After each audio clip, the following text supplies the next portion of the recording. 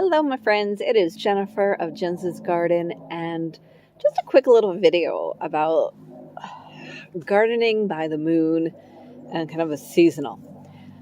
So I am in front of my house, and this is just a little garden I have that we started about a year or two. We've had some construction, so it's pretty raggedy, but it's also now spring, and I've not done a lot to it yet. So number one thing I want us to talk to is I do not rake out my gardens until closer to May 15th, when we're safe from frost. And one of the reasons that is because you never know when we're going to have snow again or frost again.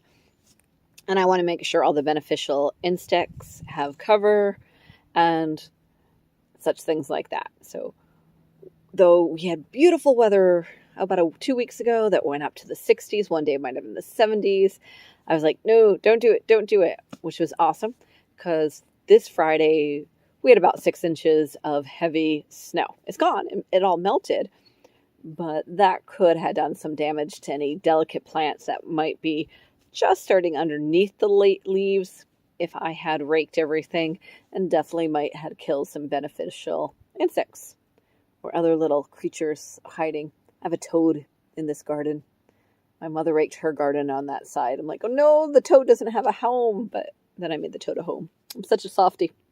So that's one thing I wanted you to think about. Is make sure you're not doing, the first nice day. Don't do all the clearing. Don't do all the raking. There are other things that you can do. So for example, you might have noticed the post that I'm putting up with the gardening by the moon that tells you each day, what quarter of the moon phase we're in.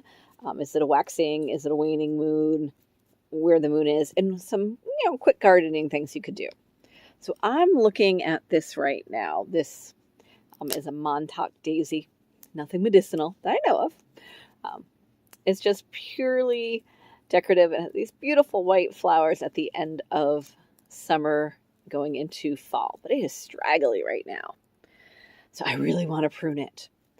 But today is Cancer, which wouldn't be a bad day to prune. I can prune plants to encourage bigger growth, so it would be ideal. But because I know the week ahead, I know that tomorrow, Tuesday, the moon's going into Libra for a couple days.